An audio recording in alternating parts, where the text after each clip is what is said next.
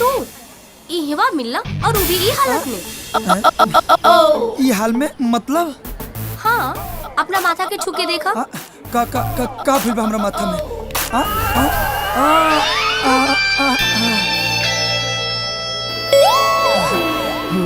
वो कहा ना हमके मालूम रहे कि तू आज हमके भेटाइबू और तोहर माथा भी सुन रही ई तोहरे खातिर बा।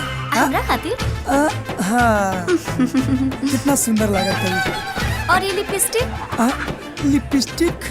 अरे वो दूसरा खातिर थोड़ा ना बा, ये लिपस्टिक भी तोहरे खातिर बा।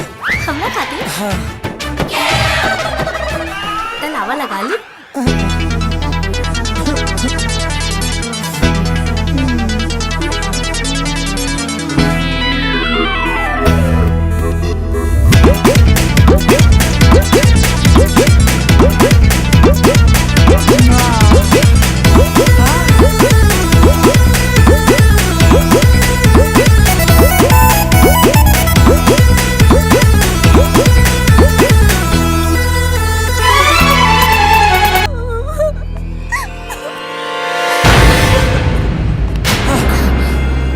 देखा किरण, हम तो के पहले भी समझा चुकल बानी कि तू हमार पीछा कल छोड़ दा।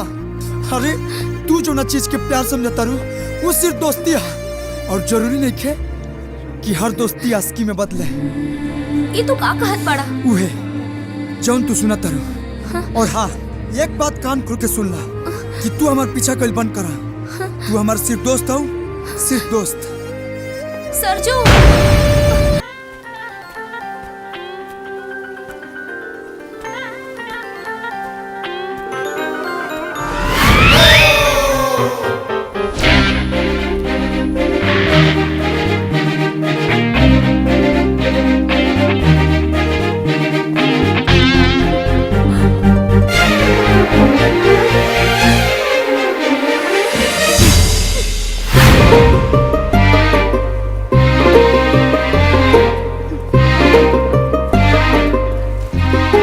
सरजू हियर।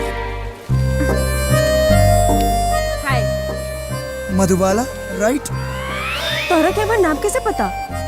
हाँ, बचपन में एगो जोशी हमार हाथ देखले रहे और उहे बतौले रहे का कि जेकरा के पहली नजर में देखते तो के प्यार हो जाई। बुझलियो ओकर नाम मधुबाला हुई। बाहरे तोहार प्यार प्यार के हुआ से और चुम्मा चाटी के हुआ से। चुम्मा चाटी? तो तू केकर बात कर रहल बाड़ू? ओही के जोरा से कल अपन होठ से होठ चिपका उतराला। हाँ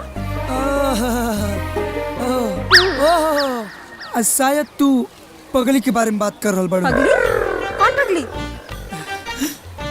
देख मधुबाला, उ पड़ोस के लड़की है बेचारी, बचपने से दिमाग से थोड़ा ढीला बिया। बचपन में हमने के गुड्डा गुडिया के खेल खेलने जा और क्यों मजाक में कह दिलस कि हम ओकर दुल्हा हैं, तबे से वो हमके दुल्हा माने ले। तब तू ओकरा के साफ साफ सब कुछ बता के ही नहीं खदे।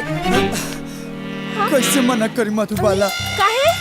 डॉक्टर साफ साफ कहले बाड़े कि ओकर हर हमें तो के हाँ मिलावे के बा।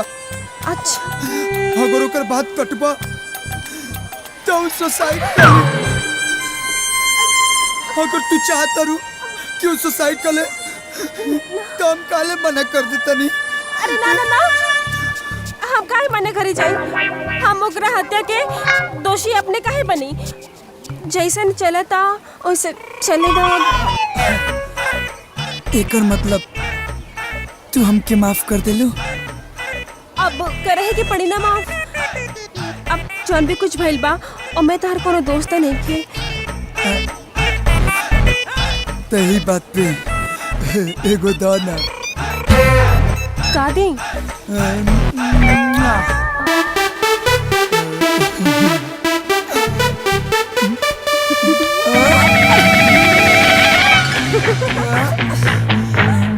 हे मधुबाला, अरे गजब कर डाला रे।